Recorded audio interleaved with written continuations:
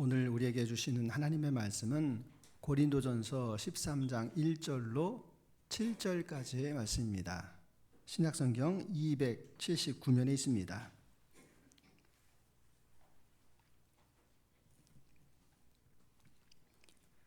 고린도전서 13장 1절로 7절까지의 말씀 찾으신 줄 알고 받들어 읽을 때 마지막 절을 같이 합독하겠습니다.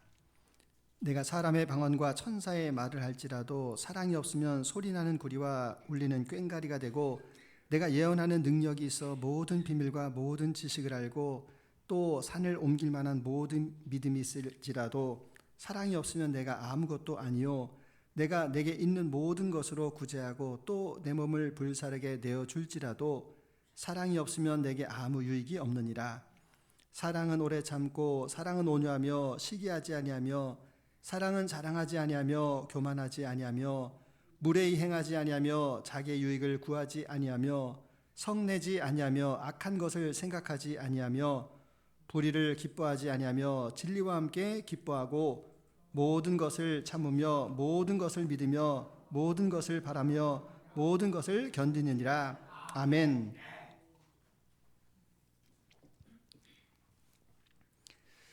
괜히 봤어. 안 볼 걸 그랬나?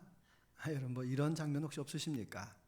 저는 초등학교 5학년 때로 기억하는데 과학 실습실을 딱 들어가 가지고 청소를 하는데 그만 개구리가 해부가 돼 가지고 핀셋으로 이렇게 해놓은 걸 봤습니다. 개구리 심장, 콩팥, 내장 뭐 이런 걸 보니까 그 전에 개구리를 예쁘게 생각했는데 너무 징그러운 거예요. 못 볼 걸 봤나? 이렇게 생각을 했는데 나중에 시간이 지나가면서 개구리에 대해서 더 자세히 알 수 있는 그런 좋은 기회였다라는 생각이 듭니다. 자, 왜 이 말씀을 드리는가 하면 우리가 고린도전서 13장 사랑장 아닙니까? 우리가 아까도 찬양을 불렀지만 그 사랑이 얼마나 지고지순하고 아름다운가 우리 이렇게 생각할 수가 있는데, 사실 그 사랑장을 쓰게 된 바울의 이면을 보게 되면 참 교회에 부끄러운 모습들이 너무 많이 담겨져 있다라는 사실을 우리가 알게 됩니다.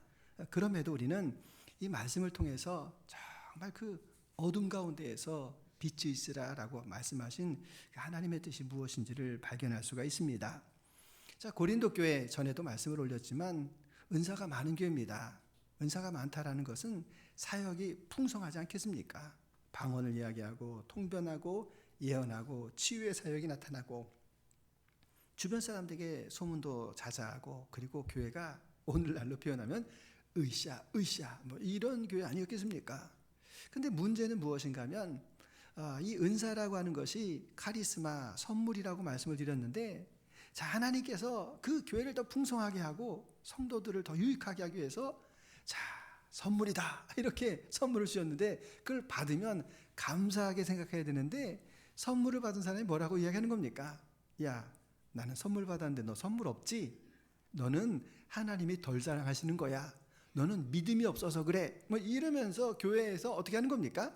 은사자들끼리 이렇게 모이고 이 파당을 이루게 되고 그리고 분파가 나타나고 교회에 시끄러운 문제가 나가지고 세상 법정에 가가지고 재판을 받는 그러한 일들이 사실은 발생을 한 겁니다. 우리가 이 이야기까지만 들으면 혀를 끌끌 차면서 아니 그 교회가 뭐 그래 뭐 이렇게 이야기하지만, 여러분 뭐 우리는 뭐 크게 뭐 다릅니까? 오늘 교회도 보시게 되면 우리 교회에도 이렇게 순모임을 이렇게 하는데 각각 방방 이렇게 가는데 어떻게 나누는 것이 좋겠는가 생각하다가 그래도 연배가 비슷하면 왜 그런가 하면 한 7년 정도 차이가 나면 세대 차가 난다고 합니다. 그러니까 좀 연배가 좀 비슷한 사람들끼리 모이면 좋겠다 이렇게 말씀을 드렸고 그렇게 모입니다.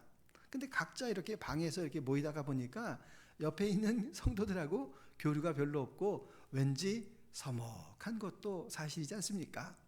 그러면 제가 이거 안 되겠다, 제비를 뽑겠습니다, 제비를 뽑아가지고 공평하게 이렇게 모이겠습니다 이렇게 말하면 여러분 중에서 목사님 불편해요, 저쪽 손으로 갈래요 이러는 사람도 생기지 않겠습니까?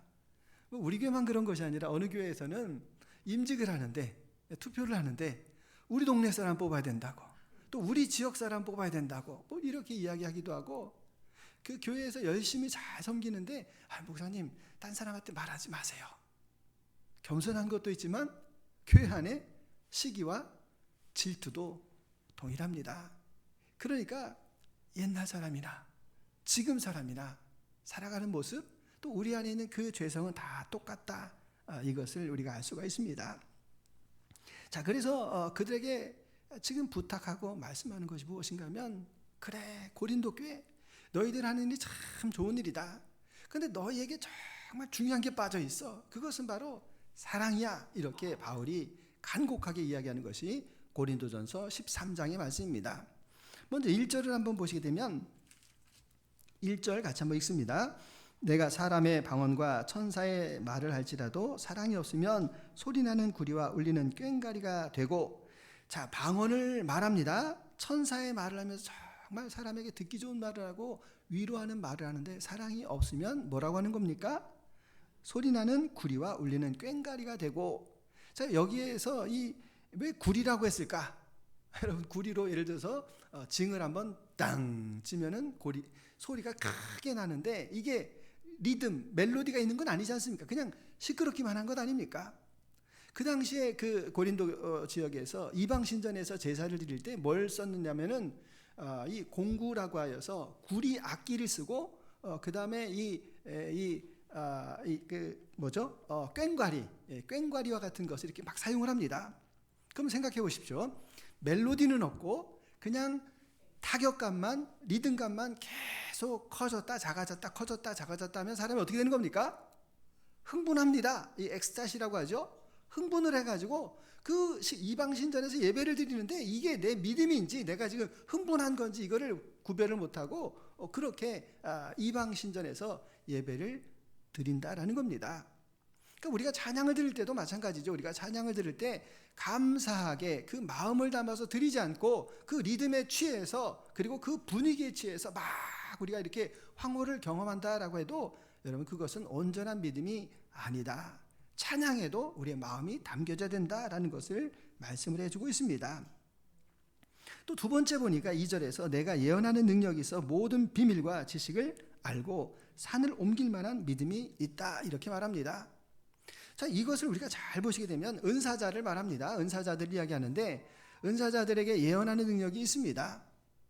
자, 예언하는 능력이 있는데 제가 은사자들을 가까이 본 것 가운데 한 가지 문제점을 발견했습니다.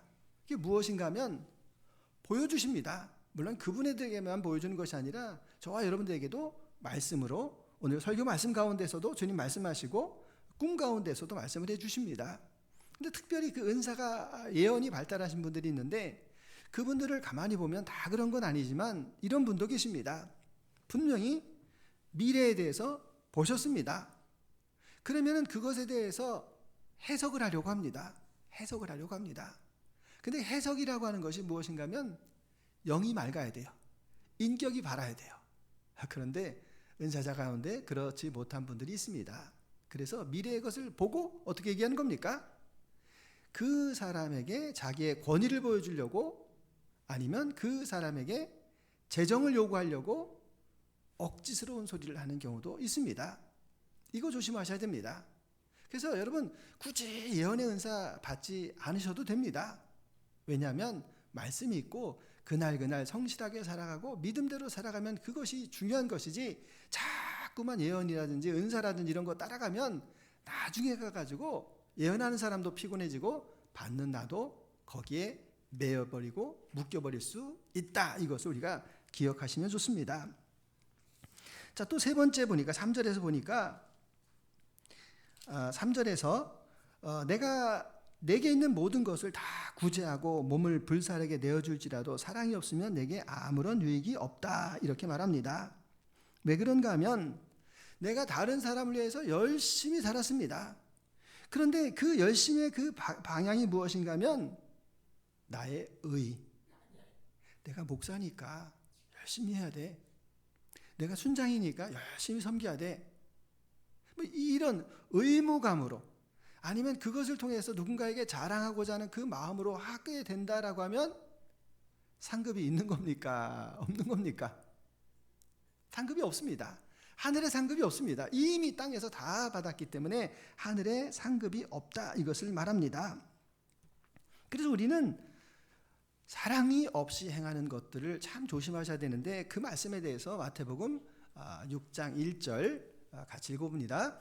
사람에게 보이려고 그들 앞에서 너희 의를 행하지 않도록 주의하라. 그렇지 아니하면 하늘에 계신 너희 아버지께 상을 받지 못하느니라. 자, 2절. 그러므로 구제할 때에 외식하는 자가 사람에게서 영광을 받으려고 회당과 거리에서 하는 것 같이 너희 앞에 나팔을 불지 말라. 진실로 너에게 이르노니 그들은 자기 상을 이미 받았느니라. 아멘.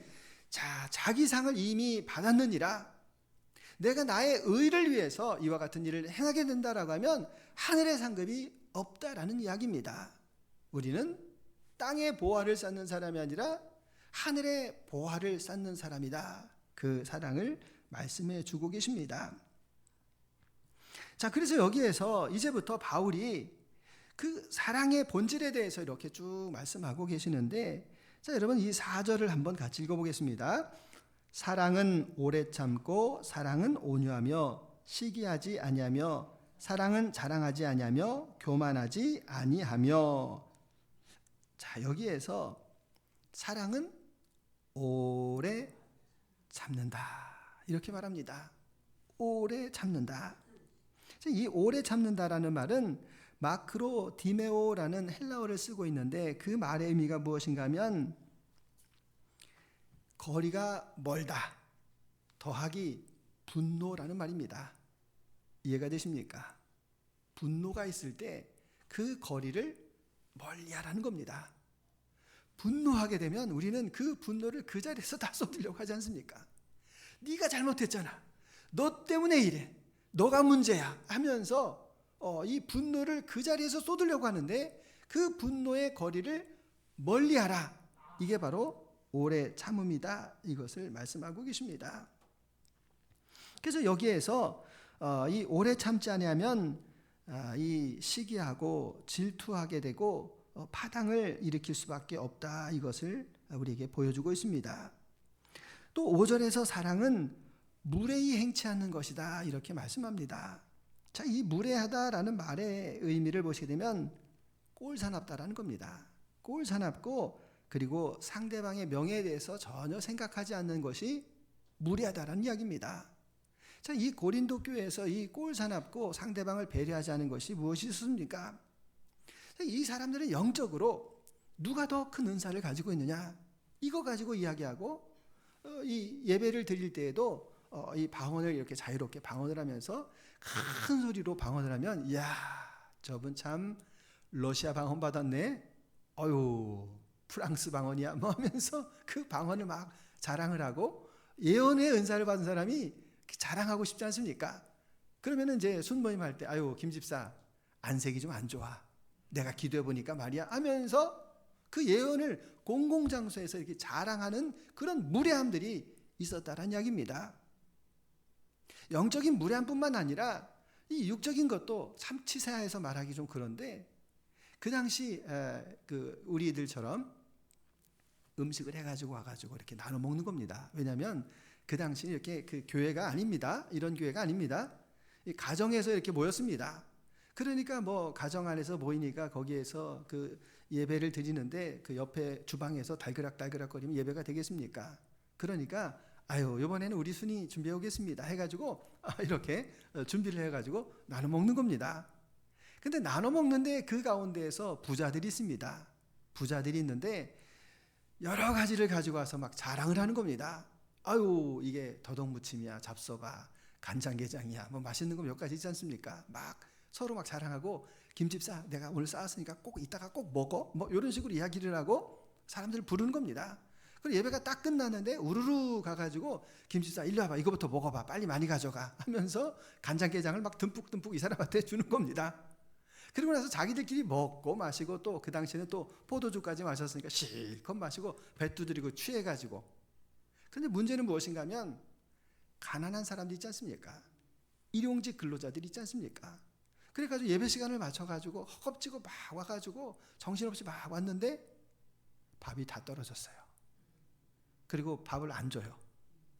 그러니까 참 나는 세상에서도 가난하고 교회에서도 가난하고 여러분 정말 우리가 교회 안에서 제일 문제가 많은 데가 사실은 식당 아닙니까? 주방 아닙니까? 그래서 그 주방에서 정말 세심하게 배려하지 않으면 마음이 상할 수 있다라는 것을 여기에서 말씀합니다. 또 이 무례한 것 가운데에서 무엇인가 하면 교회에서 싸웠습니다. 그러면 풀면 되지 않습니까? 안 풉니다. 담임 목사님이 불러가지고 얘기했는데도 안 풉니다. 그리고 어떻게 하는 겁니까? 나 법원 가야 되겠습니다.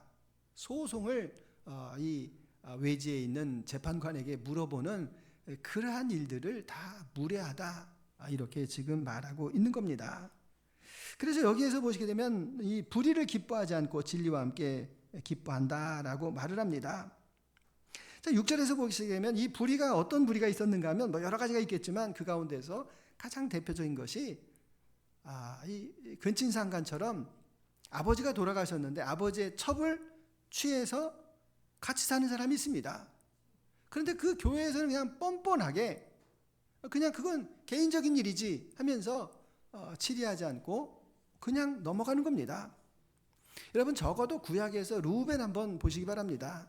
야곱의 아들이었는데 야곱의 그 첩이었던 서모 빌하와 함께 빌하가 아니죠. 실바와 함께 이렇게 부정한 짓을 저질렀습니다. 그래서 이 루벤이 영적인 장자에서 떨어져 버리는 것, 그리고 아버지께로부터 저주를 받는 그런 일들도 우리가 알고 있는데 교회 안에서 신앙 공동체 안에서 그와 같은 일들이 버젓이 일어나고 있는 겁니다. 여러분 이 사람들의 마음 가운데는 무엇이 있었을까?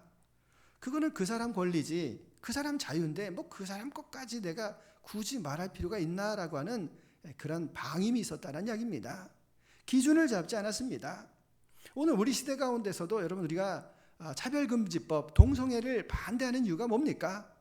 그것은 이 동성애가 허용이 된다라고 하면 기준이 깨져버리는 겁니다. 그러면 그 다음에 소아성애가 나타날 테고 그 다음에 또 동물과의 수간도 나타날 테고 그리고 더 이상 말하지 않겠습니다.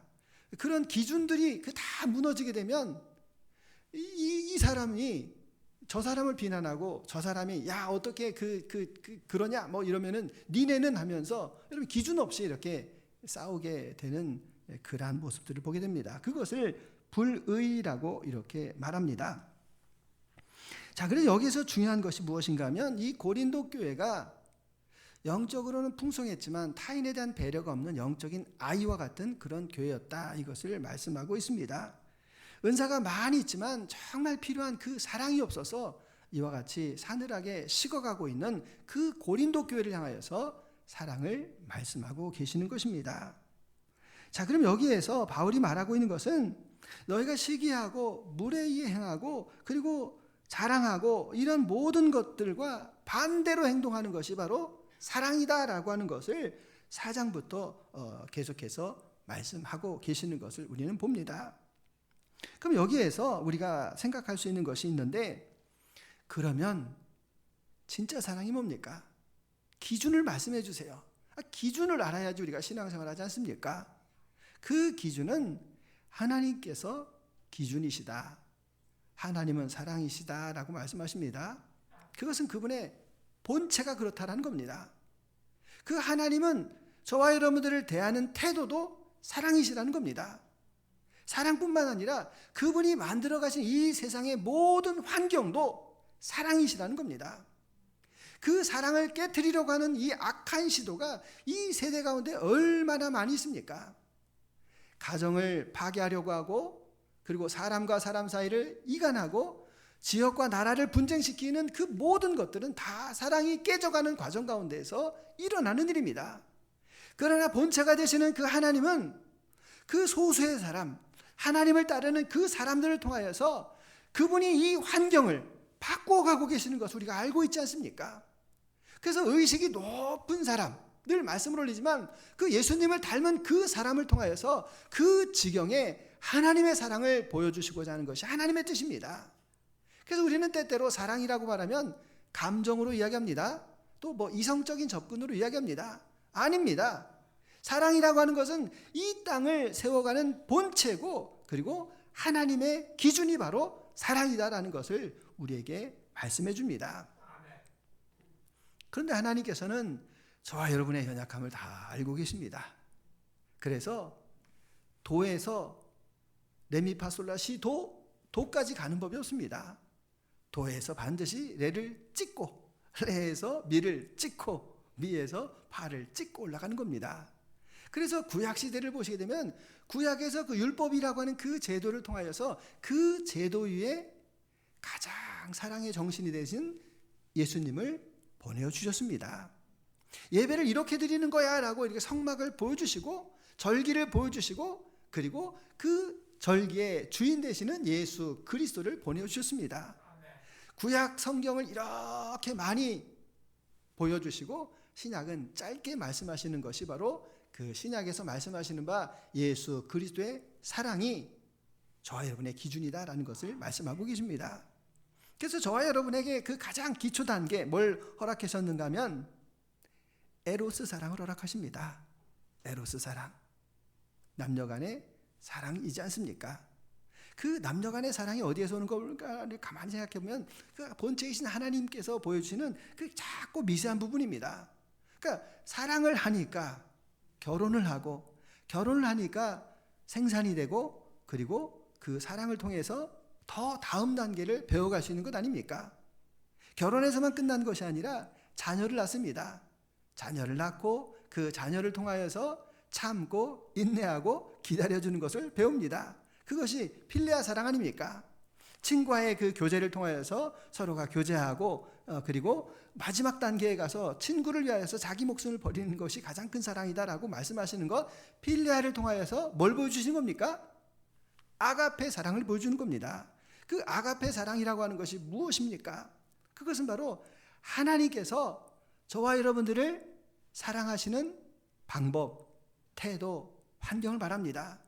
그래서 성부 하나님께서 저와 여러분들을 사랑하셔서 하나님이 세상을 이처럼 사랑하사 성자 예수님 독생자를 보내주셨으니 이는 누구든지 예수님을 믿으면 멸망하지 않고 영생에 이르게 하려 함이라. 그 영생에 이르게 하는 그 환경을 누가 이끌어 가시는 겁니까? 성령 하나님께서 이끌어 가심을 우리에게 말씀하시고 보여주셨습니다. 그래서 그 사랑이 나타난 바 되었는데, 나타난 바 된 사랑이 우리가 생각하기에 참 초라하고 볼품없이 나타났습니다.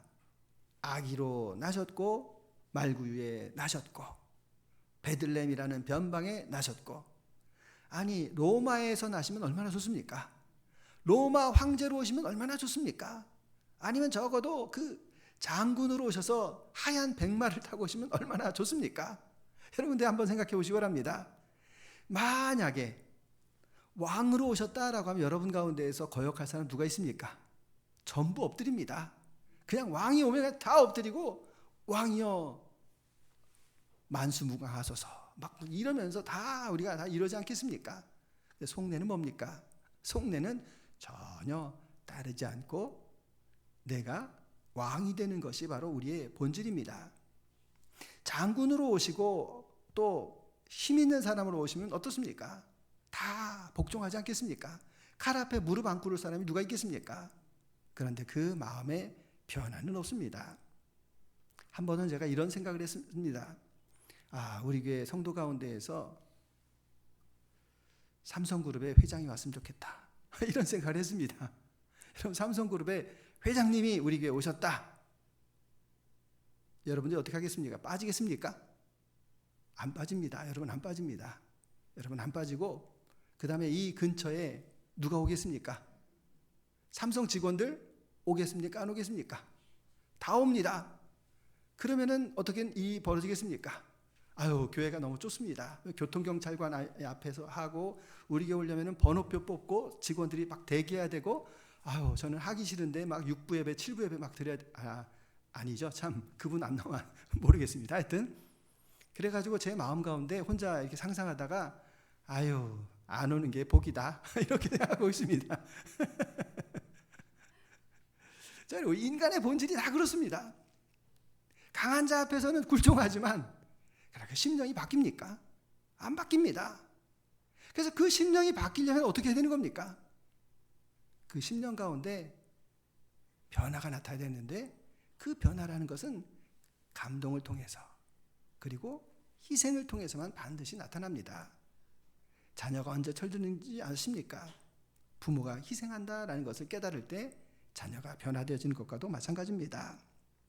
그래서 중요한 것이 있는데 그것은 바로 10절과 11절의 말씀입니다.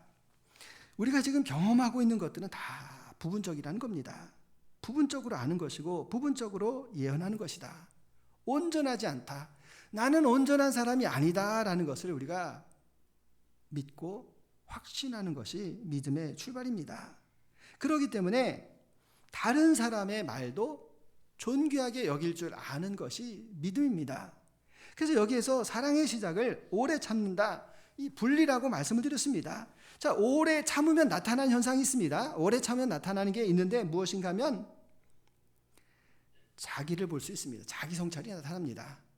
오래 참는 가운데에서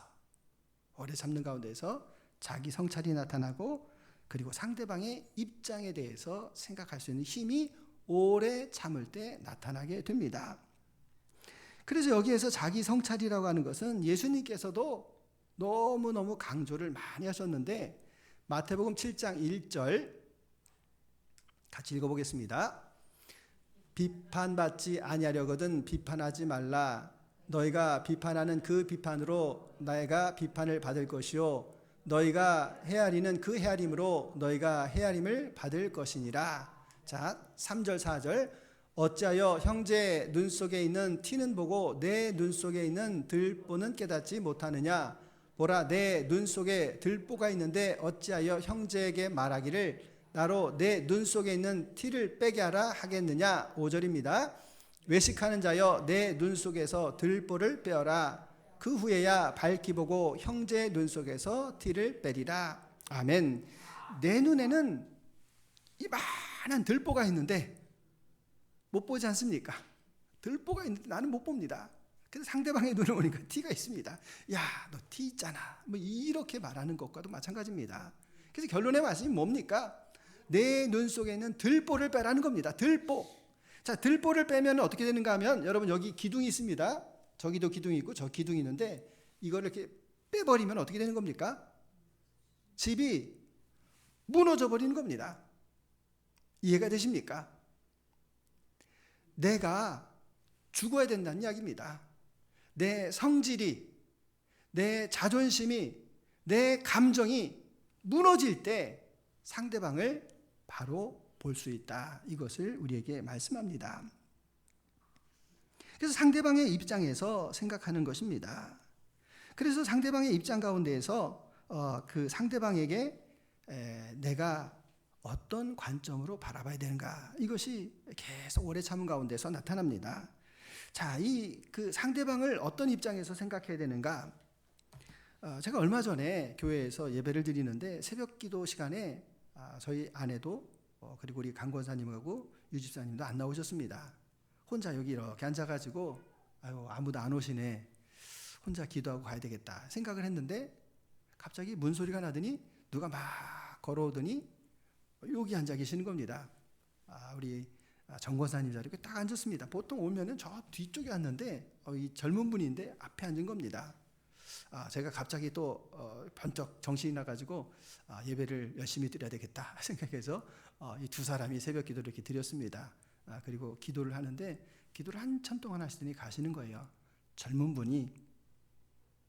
제 마음 가운데 무슨 생각이 들었는가 하면 야, 힘든 일이 있는가 보다. 그렇지 않습니까? 생전 보지도 못한 분이 새벽 기도를 나오고 그리고 보통 저 뒤쪽에 앉는데 앞쪽에 이렇게 와서 앉고 기도를 하시고 가는 거 보면서 야, 참 삶에 어려운 일들이 있는가 보다라는 그런 마음의 생각이 들었습니다. 자, 그 말씀을 왜 드리는가 하면 우리는 이 공감하는 능력이 필요합니다. 사실 저도 참 이 괴로웠던 것 가운데 한 가지가 뭔가 하면 저를 잘 아는 분이 저에게 뭐라고 이야기를 하는가 하면 목사님은 공감 능력이 떨어집니다. 차갑습니다. 이런 이야기를 해가지고 제가 사실은 고민을 많이 했습니다. 나 정도면 그래도 내가 다른 사람 많이 도와주기도 하고 잘 섬기려고 하는데 왜 그럴까라는 생각을 많이 하고 사실은 저 자신을 많이 돌아보았습니다. 그랬더니 결국은 선한 일을 하고 무슨 일을 해도 자랑하고 싶은 거, 자기의, 이것이 내 안에 얼마나 많은가라는 그런 생각을 해본 적이 있습니다. 자, 그래서 우리가 여러분 여기에서 중요한 것이 있는데 그것은 무엇인가 하면 우리가 이번에도 세미나를 하려고 하는데 그 세미나 가운데에서 우리가 오실 때 보셨지만 0.4초의 타격감이라는 그런 말씀을 올렸습니다. 그게 무엇인가 하면은 반드시 어떤 감정에 의하여서 자극에 의하여서 내가 반응하게 됩니다. 그래서 누군가가 나에게 따뜻한 말을 하면 난 어떻습니까? 좋은 말을 합니다.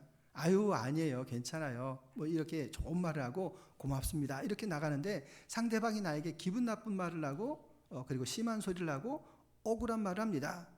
그러면 그때에 내 반응이 어떻게 나가는가? 화로 나가기도 하고 그리고 심한 욕설로 나가기도 하고 뭐 그렇지 않습니까? 근데 그 어간 사이, 그 짧은 어간 사이가 0.4초만 우리에게 주어진 겁니다. 그래서 0.4초 사이에서 우리가 어떻게 참아야 되는가? 그래서 첫 번째는 그냥 그래도 그런가? 뭐 이런 말 있지 않습니까? 그런가? 상대방이 나에게 싫은 소리를 하는데 그냥 그런가? 이렇게 그것에 대해서 우리가 화를 즉각적으로 반응하지 아니하고 왜 그랬을까? 또 왜 나에게 돌아볼 것이 무엇인가? 그것을 이렇게 묵상하는 가운데에서 우리가 점점 바뀌어져서 그 0.4초 만에 오는 공을 잘 칠 수 있는 그러한 훌륭한 타자가 된다는 겁니다. 그런데 대부분 이것은 이 훈련을 하지 않으면 세상 사람이나 우리나 별로 다를 게 없습니다. 그냥 예배에 참석하는 사람일 뿐이지 그냥 세상에서 오는 그런 반응들 뭐 여러분들에게 만약에 어떤 순교의 자리가 온다든지 아니면 여러분이 희생하는 그 자리가 온다든지 하실 수 있겠습니까? 훈련이 안 된 사람은 전혀 못합니다. 훈련이 되어진 사람만 합니다. 그래서 늘 말씀 올리는 것 가운데에서 돌고래가 있고 상어가 있습니다. 상어가 한 날은 정신을 바짝 차리고 사람들이 나를 싫어하니까 맨날 그 옆에 있는 사람 물어뜯고 해를 끼치고 하니까 상어 곁에 안 오니까 오늘은 나 저 돌고래같이 살 거야 생각을 하고 돌고래처럼 따뜻하게 말을 하고 주변 사람들이 왔습니다. 그런데 이 상어에게 화딱지나는 일이 있다. 그러면은 상어가 이빨을 확 벌려가지고 본성이 나오게 되는 겁니다. 우리의 그 본성을 어떻게 할 것인가, 어떻게 처리할 것인가. 여러분 이것이 저의 신앙생활하는데 목회하는 가운데에서 가장 큰 고민이었습니다. 내 안에 정말 이 죄악이 들끓고 있는데 이 득실득실한 이 죄를 어떻게 처리해야 되는가. 이것이 저의 목회력의 대부분이라고 여러분이 생각하셔도 좋습니다. 내가 하나님 앞에 정말 바로 서는 것, 주님께서 원하시는 그 높은 의식의 사람이 되는 것, 그것이 저의 관심이고 초점입니다. 그래서 우리가 이 일을 통해서 우리 자신을 돌아보고 하나님 앞에 어떤 모습으로 살아야 될 것인가, 그것을 같이 고민해야 되지 않겠습니까? 아니 그렇게 사셔야 되지 않겠습니까? 오늘 주님께서 오늘 우리 시대 가운데에서 많은 사람들의 힘겨움을 보게 됩니다. 많은 사람들이 힘들어합니다. 과거에는 왜 힘들었는가 하면 먹고 살려고 너무 힘들었습니다. 오늘 우리 시대는 왜 이렇게 힘든 겁니까? 비교하고 판단하고 정죄하니까. 너는 가졌는데 나는 가지지 못했어 라고 하는 그런 질투와 시기심 때문에 우리가 너무 슬프고 힘든 것 아닙니까? 그래서 이 경쟁하고 비교하고 그래서 이 소유, 이 무엇인가를 갖지 아니하면 내가 견딜 수 없는 그런 시대 가운데에서 주님께서는 사랑을 말씀하십니다. 그 사랑이라고 하는 것은 소유로 사는 것이 아니라 내 존재가 바뀌는 삶입니다. 그 소유가 존재로 바뀔 때 그것이 바로 하나님의 사랑 안에 거하는 삶을 우리에게 말씀하고 계십니다. 그래서 하나님의 사랑 안에는 차별이 없다라는 겁니다. 왜 그렇습니까? 나도 죄인 아닙니까? 나도 용서받은 죄인이고 저 사람은 그냥 용서받아야 될 죄인이다라고 하는 그 동일선상에 있다라면 죄인인 내가 어떻게 저 죄인을 용서할 수가 있겠습니까? 그저 하나님의 긍휼하심으로 하나님의 은혜로 용서받은 자에 불과한데 내가 어떻게 이 사랑을 가지고 다른 사람에게 내가 더 큰 사랑을 가지고 있다라고 자랑하고 내가 은사를 가졌다라고 다른 사람을 무시할 수가 있겠습니까? 하나님이 주신 그 기회를 우리는 사랑할 뿐이다라는 겁니다. 그래서 오늘 우리 시대 가운데에서 여러분 잘 보시게 되면 나를 힘들게 하고 나에게 고통을 주는 그런 사람들이 있습니다. 여러분의 가장 가까운 가족일 수도 있고 여러분의 가장 가까운 친구일 수도 있습니다. 어떻게 하시겠습니까? 예수님 한번 보시기 바랍니다. 누가복음 19장에서 보시게 되면 예수님께서 그 삭개오를 만나 주십니다. 다른 사람이 다 욕합니다. 아니 하필 만날 사람이 없어서 저 사람한테 갑니까? 그리고 그 삭개오 때문에 억울한 사람이 얼마나 많습니까? 삭개오 때문에 가정이 파탄난 사람이 있고 신용불량자가 된 사람이 있고 그 노예로 끌려간 사람도 있고 그 원망을 다 사고 있는 그 삭개오 집에 뭐하러 가십니까? 들어보려고. 삭개오는 어떤 생각을 하고 있는지, 삭개오는 어떤 죄를 지었는지, 삭개오는 그 죄에 대해서 용서받기를 원하고 계시는지 예수님께서 그것을 묻기 위하여서 찾아가 주셨고 밤새도록 그 이야기를 들어주셨습니다. 세리이고 창기이고 왜 저 사람들과 같이 어울려서 그 친구 소리를 듣습니까? 왜 일주일 동안 같이 음식을 먹고 마시고 그 사람들과 같이 있습니까? 그 사람의 이야기를 들어주려고 가슴을 열고 그 사람의 그 고통 어린 시간들, 그리고 죄를 지을 수밖에 없는 그 억울한 환경들, 그걸 들어주려고 예수님께서 가슴을 여시고 그 잔치의 자리에 가신 것 아니겠습니까? 그래서 우리 시대 가운데에서 삶이 망가진 사람들이 얼마나 많습니까? 그 사람들을 어떻게 하시겠습니까? 이해는 해야 되지 않겠습니까? 도와주지는 못해도 우리가 그 사람들을 이해하는 마음은 우리가 갖는 것이 사랑 아니겠습니까? 그래서 아가페는 자기 희생적인 사랑을 말하고 그 길만이 이 땅의 병들음을 고칠 수가 있습니다. 결론의 말씀처럼 며칠 전에 저에게 상추를 주신 분이 계십니다. 상추를 먹어봤는데 너무 맛있는 거예요. 그냥 아삭아삭한 상추 있지 않습니까? 그래서 물어봤습니다. 아니 상추가 이렇게 맛있는데 왜 이렇게 맛있어요? 라고 물어보니까 그분 하는 말씀이 닭똥을 많이 줬대요. 닭똥을 많이 줘서. 여러분, 그 어두운 데서 빛이 있는 겁니다. 그 고린도 교회 그 여러 가지 이야기 가운데에서 개구리 해부한 것처럼 이렇게 좀 우리가 듣기에도 좀 부적절하고 안 좋은 이야기가 많이 있지 않습니까? 그런데 그 속에서 하나님의 사랑을 말씀하시고 그 사랑이 보여주고 나타나는 겁니다. 저는 이 시대를 보면서 저는 똑같다라고 생각합니다. 사랑 없는 가정이 얼마나 많습니까? 애정 없는 부부관계가 얼마나 많습니까? 애정 없는 그 부모와 자녀의 관계가 얼마나 많고 그 직장에서도 냉랭한 그 직장이 얼마나 많이 있습니까? 그 가운데에서 우리가 똑같이 살아서 되겠습니까? 하나님의 사랑을 알고 있는데 그 사랑으로 해서 감격하고 있는데 그 사랑을 이미 충분히 받았는데 그 사랑을 가지고 이 땅 가운데서 살아가야 되지 않겠습니까? 그 사랑만이 이 세상을 변화시킬 수 있습니다. 그 사랑이 있을 때 나 자신이 변화되어질 수 있습니다. 그래서 우리는 그것을 결코 포기할 수 없는 그 사랑을 훈련하셔야 됩니다. 결코 포기할 수 없는 그 사랑을 붙들고 사셔야 됩니다.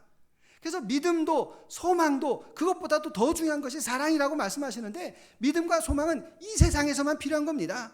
이 세상에 있으니까 뭘 믿으려고 하고 무엇인가 소망하려고 하는데 그 사랑이라고 하는 것은 과거에도 하나님께 사랑이셨고 현재에도 사랑이시고 하나님의 나라도 영원한 사랑이기 때문에 그 사랑은 영원토록 변함이 없는 것이고 그 사랑이 하나님의 본체시고 하나님의 태도이고 하나님의 환경이시다라는 것을 우리에게 분명하게 말씀하고 계십니다. 그래서 여러분 사랑 없는 곳에 가시지 마시고 사랑에 속하시기를 바랍니다. 사랑을 가슴에 품고 그 사랑 안에 살아가실 수 있기를 원합니다. 그래서 사랑이 여러분의 전부가 되시기를 주님의 이름으로 축원합니다. 주님 감사합니다. 사랑이 없는 세상 가운데서 살고 있습니다. 사랑이 점점 식어가고 있습니다. 자기의 유익을 위하여서 나의 이익을 위해서 재빠르게 움직이고 있는 그런 세상을 살아가고 있습니다. 소유의 욕심을 품고 존재의 가치를 버리고 살아가는 그 세상 가운데 살고 있습니다.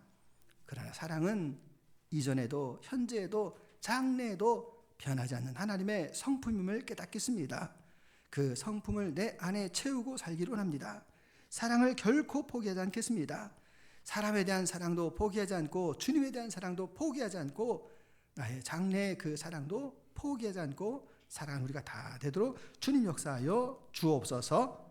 감사드리며 예수 그리스도의 이름으로 기도드립니다. 아멘. 찬송 497장입니다.